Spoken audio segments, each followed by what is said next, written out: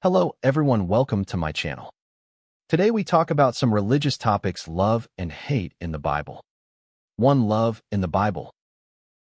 The most classic one is chapter 13 of 1 Corinthians in the Bible. Love is patient, love is kind, love does not envy, love does not boast. It is not arrogant, does not do shameful things, does not seek its own interests, is not easily angered, does not take into account the wrongs of others. It does not rejoice in unrighteousness, but rejoices with the truth. It bears all things, believes all things, hopes all things, endures all things. Love never ends. I was attracted to the church by these similar scriptures. When I read it, I am still moved in my heart. It is also these scriptures that make both Catholics and Protestants Reformed, Presbyterian, Baptists, even Pentecostals and Charismatics, and even Mormons who are considered heretical by them.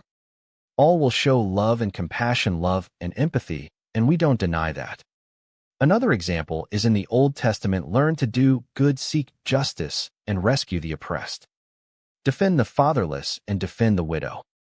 Isaiah 1:17. Another example is what Romans says: love must be sincere. Hate evil and be devoted to good. Love one another as brothers, respect one another, and be humble to one another. 2. Hate in the Bible. But the same Bible also has the following verses: your fellow countrymen and brothers, your children, your wife, in your arms, your friends who are like your life. If you are tempted secretly, saying, let us serve other gods which you and your fathers have never known, the God of the nations around you, God who is near you and God who is far from you, from one side of the earth to the other side of the earth. Thou shalt not obey him, nor listen to him, nor spare his eyes. You shall not have mercy on him, nor shall you shield him, but you shall kill him. You shall strike first, and then all the people shall strike him, and put him to death. You shall stone him. For he wants to seduce you away from the Lord your God, who brought you up out of the land of Egypt, out of the house of slavery. Deuteronomy 13:6. Brother will send brother, and father will send son to death. Children will become enemies of their parents and kill them. Matthew 10:21. Don't think that I came to bring peace to the earth. I came not to bring peace on earth, but to bring war on earth. For I came to alienate a man from his father, a daughter from her mother, a daughter-in-law from her mother-in-law. A person's enemies are those in his own household.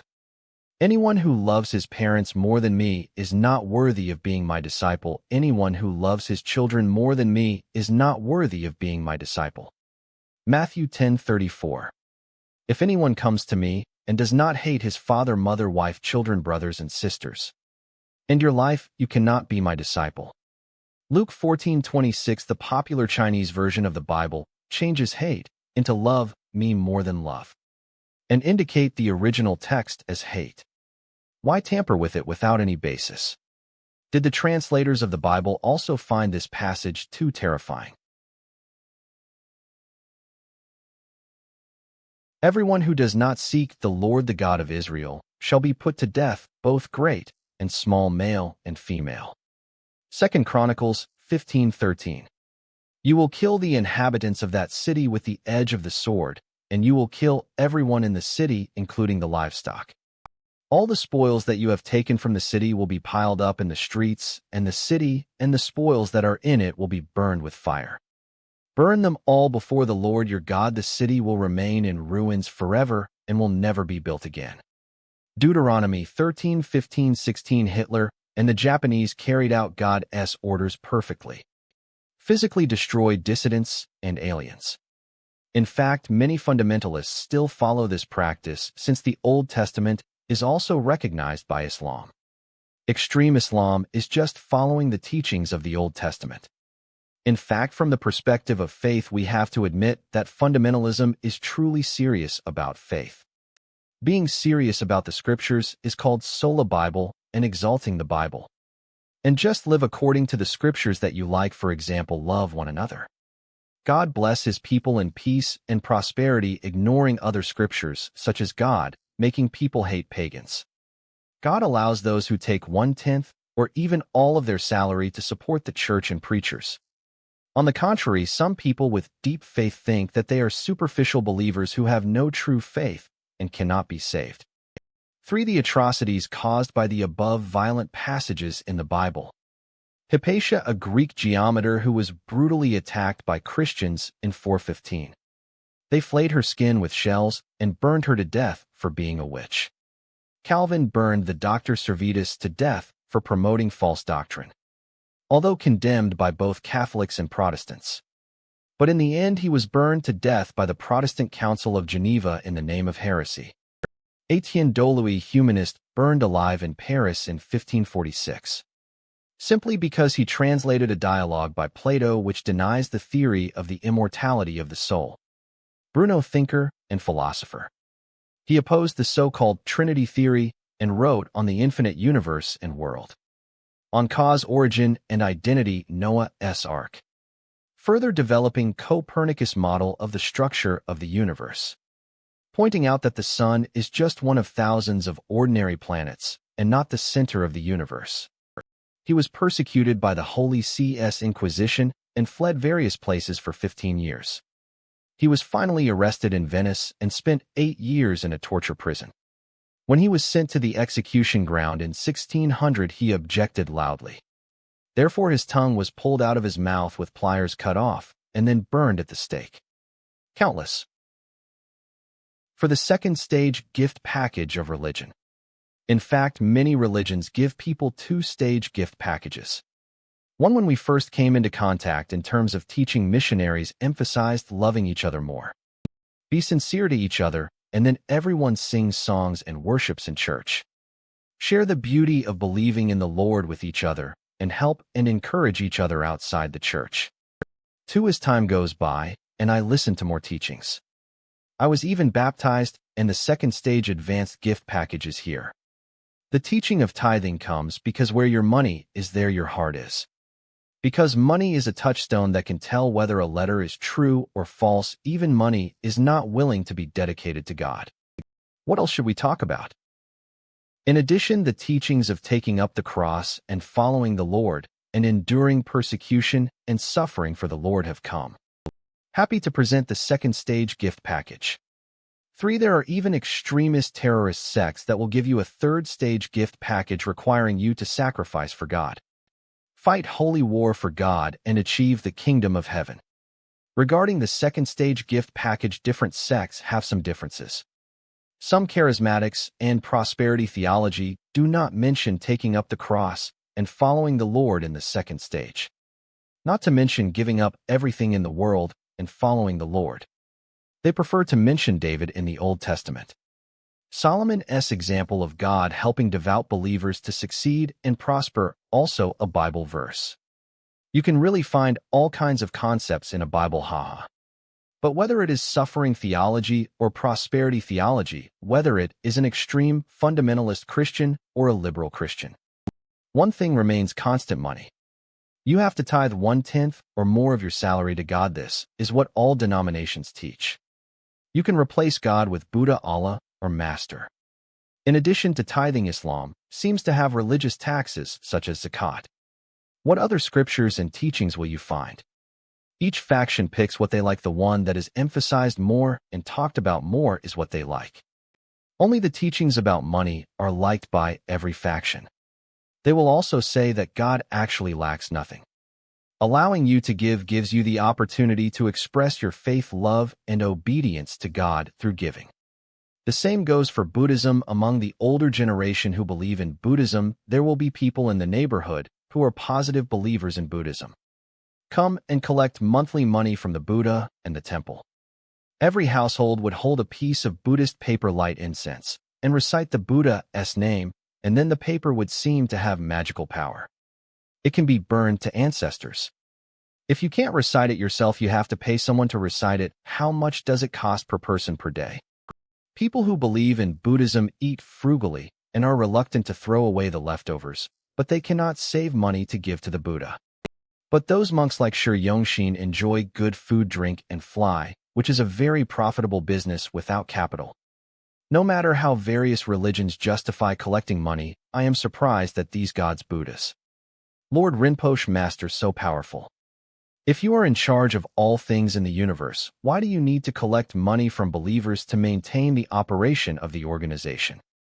I have never seen a God who can still have fun without the money and offerings of believers. There is no Almighty God, Buddha, or Lord who says that you don't need to donate money to churches or temples. My holy church will have a steady stream of money. Of course, there are also those that not only ask believers to donate money, but also ask believers to donate their bodies, such as Buddhist Tantra, Mormonism, etc. In short, once you enter this door, there are many surprise gift packages waiting for you in front of you. Once you enter Buddhism, it is as deep as the sea. 5 believers of different sects tend to be more hateful. After being in the church for a long time, you will also observe a phenomenon: believers are often very tolerant towards those who have not yet believed. Very patient and loving, but for those who are already believers but follow a different path than their own sect. But it is an unusually indifferent hatred, especially for the closer tribes that were separated due to different routes. How close we were before, how much we hated each other when they were separated. Why? Because people who have no faith are still targets of evangelism, and they still have the possibility of obtaining the ultimate truth.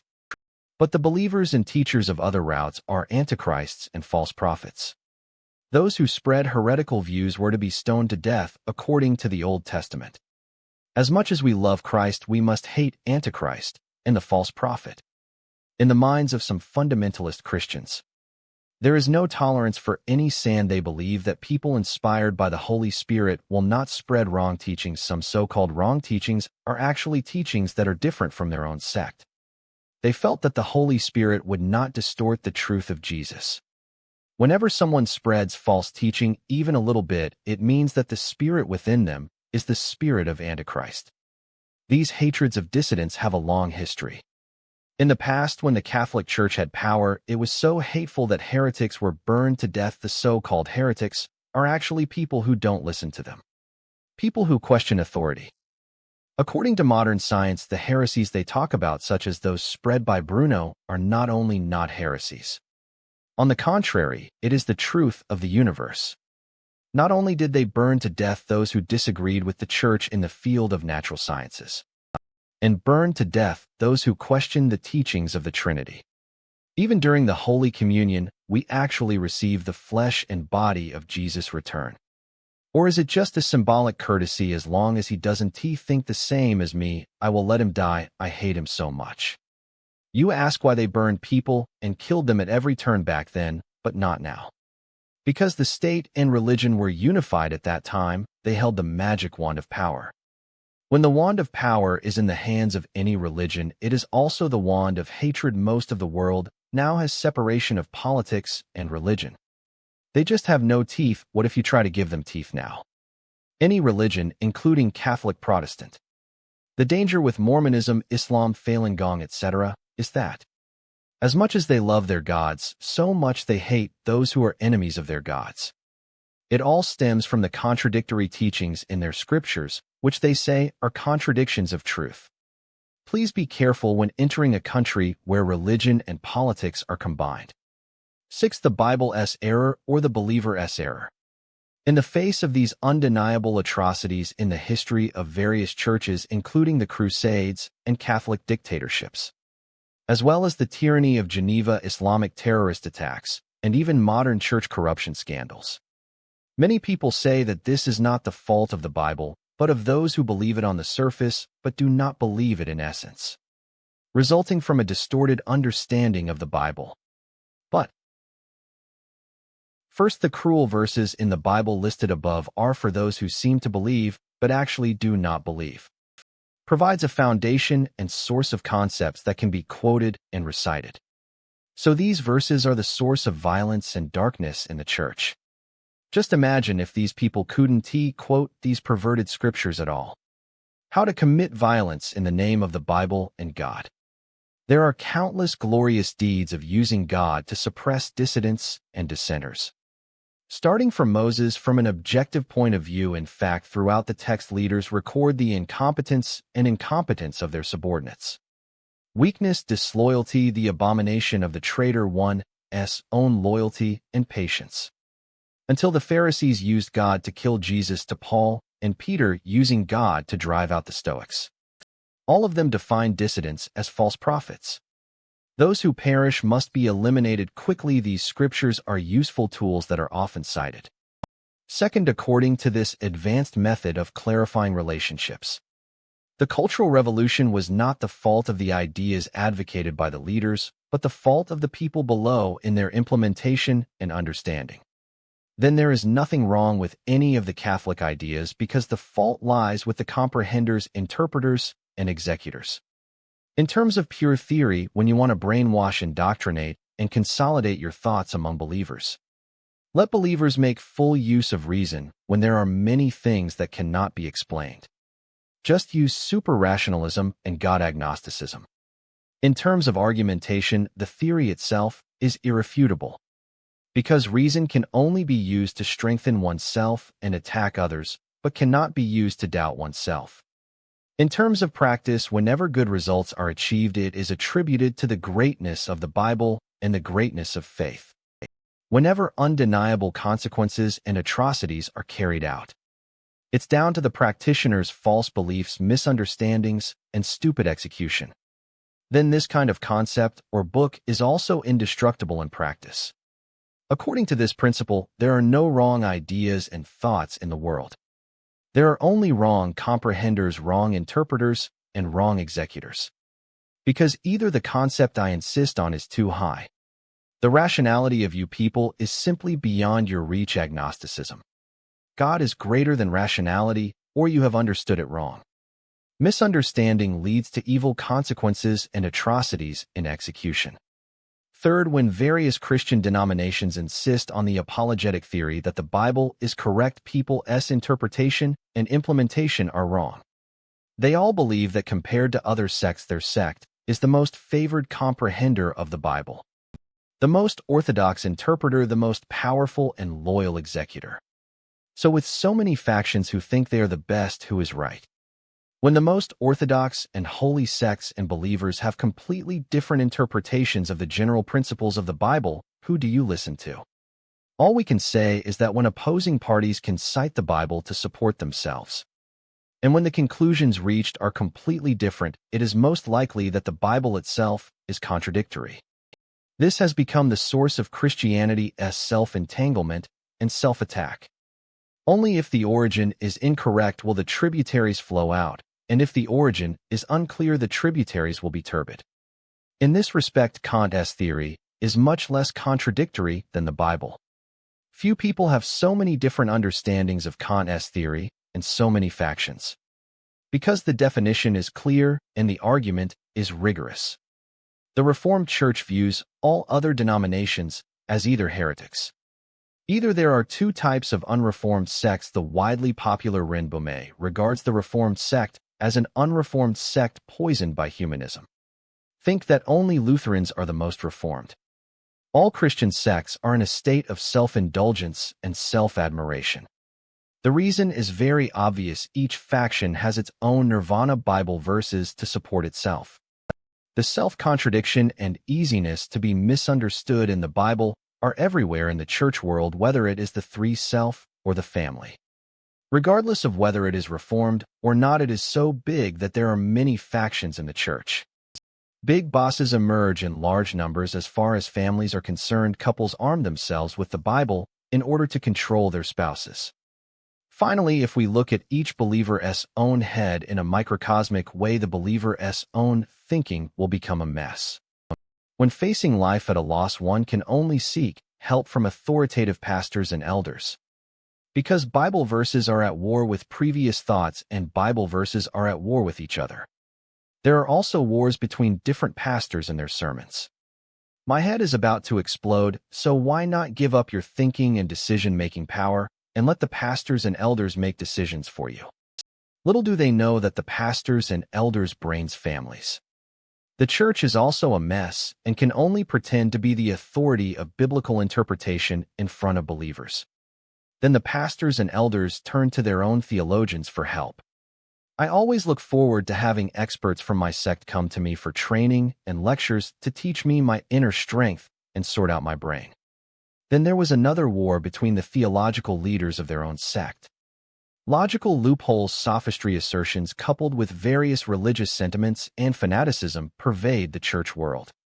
These have spread into all kinds of chaos and disputes in believers' hearts and their families and in churches. Isn't arrogance, violent, cruel, and bloody persecution, a murder caused by a Bible.